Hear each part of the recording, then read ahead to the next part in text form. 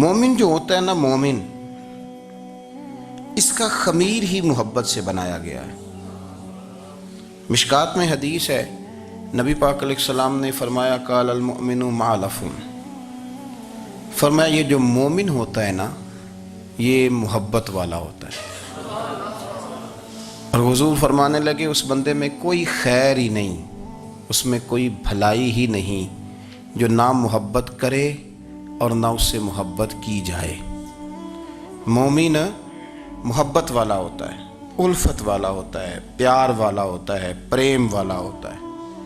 وہ بندے میں بھلائی نہیں جو نہ پیار کرے اور نہ کوئی اس سے پیار کیا جائے۔ محبت کا فروغ حسن ہے دین کا۔ آپ دیکھیں نا، نبی پاک صلی اللہ علیہ وسلم نے صحابہ کے بارے میں فرمایا کہ میرے صحابہ سے اس لیے محبت کرو کہ یہ میرے صحابہ ہیں۔ اہل بیت نبوت کا معاملہ آیا تو نبی پاک صلی اللہ تعالیٰ علیہ وسلم نے اپنے اہل بیت نبوت کو چادر کے نیچے چھپا کے اور پھر ہاتھ اٹھا کے کہا، اے اللہ یہ میرے اہل بیت ہیں، میں ان سے محبت کرتا ہوں، تو بھی ان سے محبت فرمانا۔ آپ ذرا غور کریں کہ یہ محبت کہاں کہاں پہنچتی ہے، اللہ سے، اللہ کے رسول سے، حضور کے صحابہ سے، بات اہل بیت تک آئی تو کہا، اے اللہ میں ان سے محبت کرتا ہوں، تو بھی ان سے محبت فرما، اور میرے مالک جو جو ان سے محبت کرے تو ان سب سے بھی محبت فرما۔ فروغ محبت، اشاعت محبت، تبلیغ محبت بڑا ضروری کام ہے۔ لیکن ایک تو یہ تھی کہ دین کے معاملے میں محبتیں جو شرعی محبتیں کہلاتی ہیں، اور ایک ہیں ہماری طبعی محبتیں۔ حضور صلی اللہ علیہ وسلم نے ہمیں حکم دیا ہے، فرمایا اپنی بیوی سے بغض نہ رکھنا۔ اس کا معنی یہ ہوا کہ کچھ لوگ ایسے ہیں جو بیوی کا بغض بھی پال لیتے ہیں۔ مقابلہ ہو رہا ہوتا ہے میاں بیوی کا، بحث ہو رہی ہوتی ہے، ایک دوسرے کے خلاف دلائل جمع ہو رہے ہوتے ہیں، ایک جنگ مچی ہوتی ہے۔ فرمایا اس سے بغض نہ رکھنا۔ کوئی عادت نہ پسند ہو تو وہ عادت دیکھ لینا جو تمہیں پسند ہے، عداوت نہ پیدا کرنا۔ ہاں دین اظہار بیزاری کا حکم دیتا ہے، پر ان کے ساتھ جو رب رسول کے دشمن ہیں۔ باقی فروغ محبت میں اپنا کردار ادا کرو۔ دیکھیں نا، حضور صلی اللہ علیہ وسلم نے فرمایا جس نے محبت کے ساتھ ماں باپ کا چہرہ دیکھا، اللہ اسے کامل حج کا ثواب عطا کرے گا۔ لیکن حدیث میں جو حضور نے شرط لگائی اس شرط کا خیال رکھنا ہے۔ کس طرح چہرہ دیکھنا ہے؟ فرمایا ماں باپ کا چہرہ دیکھو۔ کس طرح؟ اچھا، یہ حدیث بتاتی ہے کہ کچھ لوگ ایسے ہیں جو چہرہ دیکھتے ہیں پر محبت سے نہیں دیکھتے۔ ابا جی کی کچھ باتیں کڑوی بھی لگتی ہیں نا، تو کئی دفعہ کچھ بچے چہرہ دیکھتے ہیں پر محبت سے نہیں دیکھتے، تو حضور نے فرمایا تو محبت سے چہرہ دیکھ، تیرے رسول کا وعدہ ہے رب مقبول حج کا ثواب دے گا۔ صحابی عرض کرنے لگے، یا رسول اللہ صلی اللہ علیہ وسلم اگر میں 2 دفعہ دیکھوں؟ تو حضور نے فرمایا 2 حج کا ثواب۔ اس نے کہا حضور میں دن میں 3 دفعہ دیکھوں؟ تو فرمایا 3 حج کا ثواب۔ اس نے چوتھی بار کی بات کی تو حضرت ابو ہریرہ فرماتے ہیں حضور نے فرمایا تو جو پوچھتا رہے گا اور میں بتاتا رہوں گا تو بات ختم نہ کریں۔ حضور حکم کریں، فرمایا تو 100 دفعہ دیکھ، اللہ 100 حج کا ثواب عطا کرے۔ بات کو ختم کرتے ہیں۔ تو جتنی دفعہ دیکھ اللہ تجھے اتنے حج کا۔ شرط یہ ہے کہ ذرا پیار سے دیکھ، ذرا محبت سے دیکھ۔ نفسیات کا ڈاکٹر بوڑھوں کو نیند کی دوائی کیوں دیتا ہے؟ وہ اس لیے دیتا ہے کہ ان کے بچے انہیں وقت نہیں دیتے۔ بچے کو بہلایا جا سکتا ہے، بوڑھے کو بہلایا نہیں جا سکتا۔ اس لیے کہ جو بوڑھا ہوتا ہے نا اس کے پیچھے پوری ایک داستان زندگی ہوتی ہے، تاریخ ہوتی ہے، وہ کبھی کسی چیز کا مالک رہا ہے، سربراہ رہا ہے۔ اولڈ ہاؤس پاکستان میں تیزی سے اس لیے بن رہے ہیں کہ بچوں کی جو خاص الفت تھی نا ماں باپ سے وہ رہی نہیں۔ ورنہ اگر ایک والد 6 بچوں کا خیال رکھ سکتا تھا تو 6 بچے مل کے ایک باپ کو بھی تو سنبھال سکتے تھے نا، ماں کا بھی خیال کر سکتے تھے نا۔ محبت کا فروغ جب ہو، آپ ماں باپ کو ٹائم دیں، ان کے پاس بیٹھیں، ان کے ساتھ تھوڑا وقت بتائیں، سارے معاملات ٹھیک ہو جائیں گے۔ ہمارے معاشرے میں نا تیزی سے نفرت کا فروغ ہوا ہے، نفرت کا فروغ۔ پتہ اسلام نے غیبت سے کیوں منع کیا ہے؟ غیبت کا معنی یہ نہیں ہے کہ کسی بندے میں کوئی عیب نہیں پایا جاتا تھا تو آپ نے وہ بیان کر دیا، یہ غیبت نہیں، یہ تو بہتان ہے۔ کسی میں کوئی عیب نہ پایا جائے تو وہ بیان کرنا وہ غیبت نہیں، وہ تو بہتان ہے۔ غیبت کی تفصیل یہ ہے، تشریح یہ ہے، غیبت کی تعریف یہ ہے کہ کسی میں کوئی عیب پایا جاتا تھا، آپ نے وہ اس کی غیر موجودگی میں ڈسکس کیا تو اس کا نام غیبت ہے۔ وہ عیب تھا، آپ سچ ہی بول رہے تھے، آپ ٹھیک کہہ رہے تھے، عیب واقعی تھا، پر اسلام اس کو پسند نہیں کرتا۔ اسلام کہتا ہے کہ اگر تو سمجھتا تھا یہ عیب ہے تو جا کے اس کی تبلیغ کر، اس کو بتا، اس کو کہہ میاں یہ غلطی چھوڑ دے، تو نے ڈسکس کیوں کیا؟ آپ کسی شخص کے پاس بیٹھیں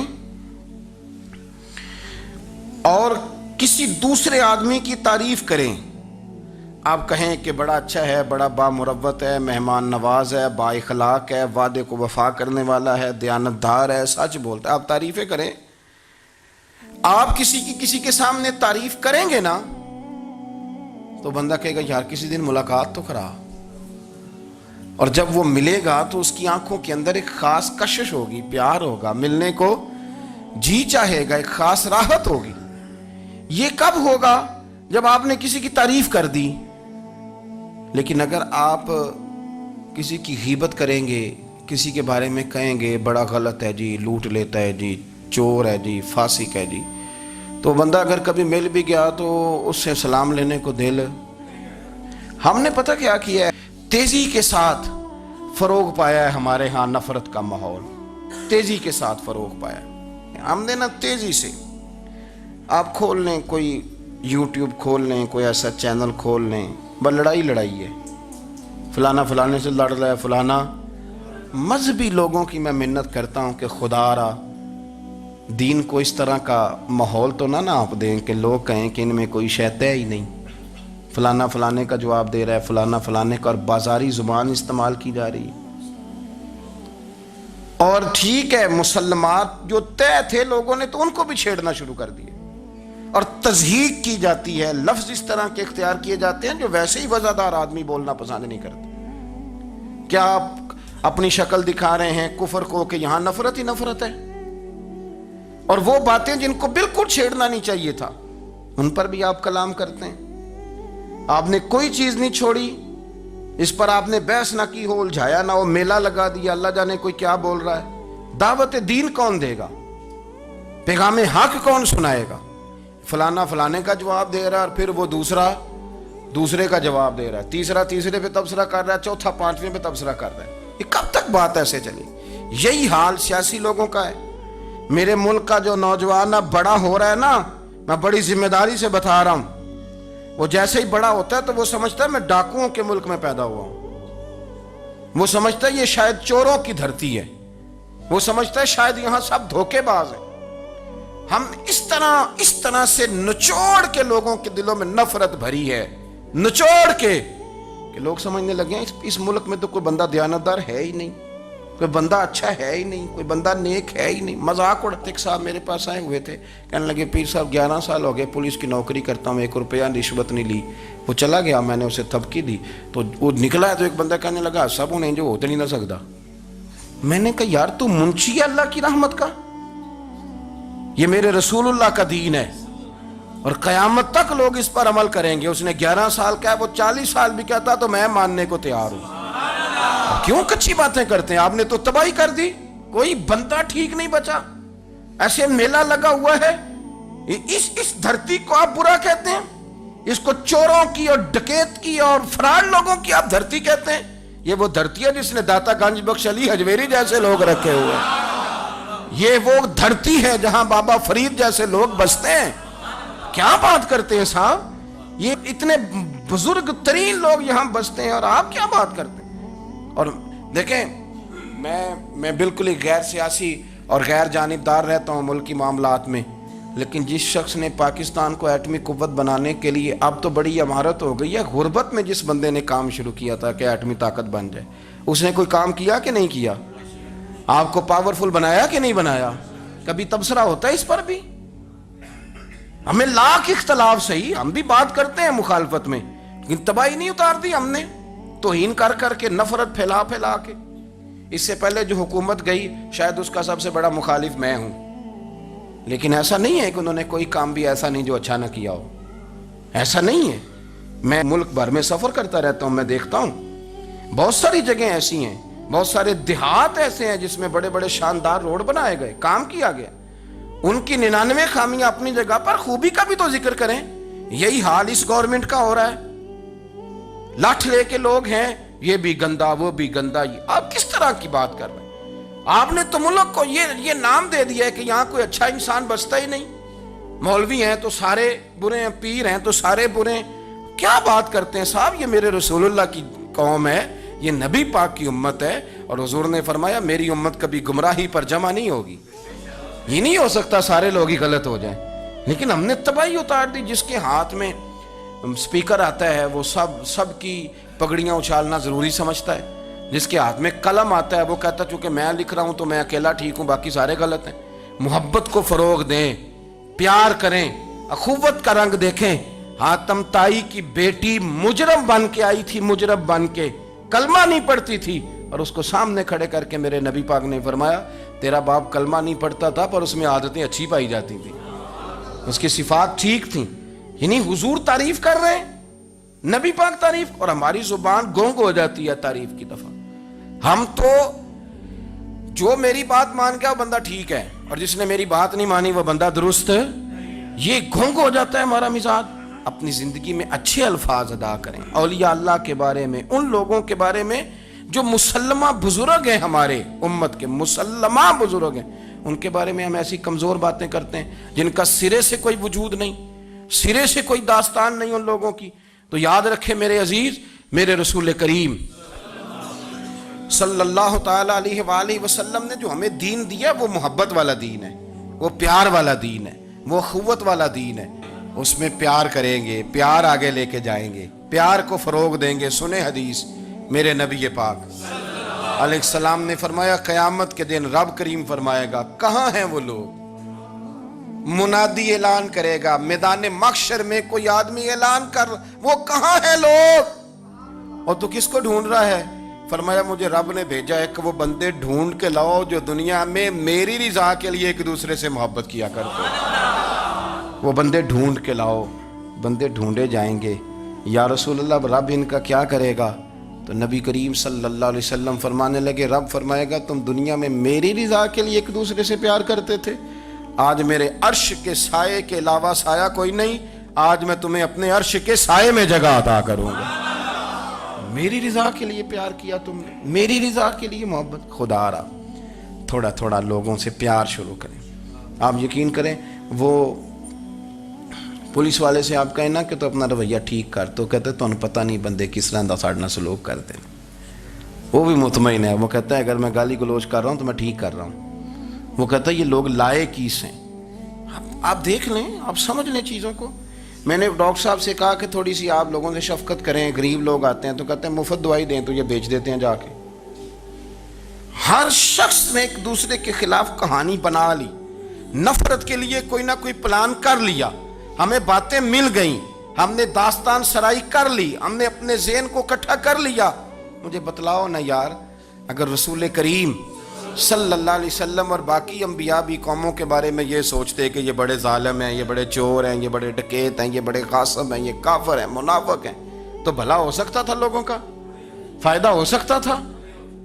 وہ لوگ بڑے بڑے سخت گیر تھے، پر محبوب نے فرمایا وہ جو کریں گے وہ ان کا انداز، اور ہم جو کریں گے وہ ہمارے رب نے ہمارے ذمے لگا کے بھیجا ہے۔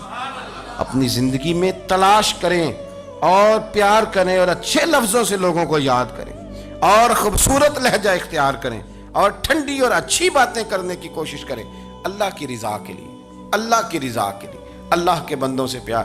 یارو دیکھو، عورت ہو طوائف، زندگی ساری بیت جائے گناہوں میں، لیکن میرے نبی پاک فرماتے ہیں وہ رب کی رضا کے لیے کتے سے بھی پیار کر لے تو رب اسے جنت عطا کر دیتا ہے۔ تو کتے کو پانی پلا گئی، پر پلا گئی نا اللہ کی رضا کے لیے، اسے کوئی فائدہ تو نہیں تھا نا، وہ اللہ کی رضا کے لیے پلا گئی، تو رب کریم نے اس کے سارے گناہوں کو، کسی سے پیار تو کریں، خدا را کسی سے پیار تو کریں۔ اس سال میرے گاؤں کے میلے کی بھیڑ میں جو گم ہوا وہ ایک بھکارن کا لال تھا، اس غریب کو تلاش تھی متاع خلوص کی، اور مخلوق چپ رہی کہ یہ مشکل سوال تھا۔ यार कोई शख्स ऐसा बचा ही नहीं जिससे लोग उम्मीद करें, तवक्को करें कि मुझे ये अपना कंधा देगा, मैं सर रख के रो लूँगा। कोई एक ऐसा शख्स मिला ही नहीं जिसके बारे में लोग कहें कि बड़ा मुखलिस है यार, इतनी बड़ी मेरे महबूब की उम्मत, हर हुकूमत गलत, हर शख्स गलत, हर बंदा बुरा, हर जमात बुरी, अल्लाह की रज़ा के लिए कुछ लोगों के लिए फ़रोग़ मोहब्बत का भी फरीज़ा सर अंजाम दें। कैसे लोगों को ये बात समझाई जाए। हज़रत अबू अदरीस खौलानी रदी अल्लाह ताला अन्हु ताबी हैं। हाफ़िज़ मुंज़री ने तरग़ीब व तरहीब में लिखा है, फरमाते हैं कि हज़रत अबू अदरीस खौलानी कि मैं दमिश्क की जामे मस्जिद में गया तो मैंने एक चमकदार चेहरे वाला, स्याह दाढ़ी वाला, चमकते दांतों वाला खूबसूरत नौजवान नबी पाक की हदीसें बयान करता देखा। उसके चारों जानिब हुजूर के ग़ुलाम बैठे थे। मैंने एक शख्स से कहा, यार बड़ा हसीन चेहरा है, बड़ा ही खूबसूरत अंदाज़ है, कौन है बंदा? उन्होंने कहा, आप नहीं जानते, ये सहाबी रसूल हज़रत मुआज़ इब्न जबल है रज़ी अल्लाह ताला अन्हु। हज़रत मुआज़ इब्न जबल का इंतकाल भी कोई 40 साल की उम्र से पहले पहले हो गया था, लेकिन इन पर हुजूर का इत्माद इतना था कि हुजूर ने अपनी हयात ज़ाहिरा में गवर्नर बनाया इन्हें। सुबह चमकदार दांत, हदीसें बयान कर रहे हैं। हज़रत अबू अदरीस खौलानी रज़ी अल्लाह ताला अन्हु कहते हैं, रश बड़ा था। मेरे दिल में ख्वाहिश हुई कि आज तो लोग ज़्यादा हैं, कल आऊँगा, मुलाकात करूँगा।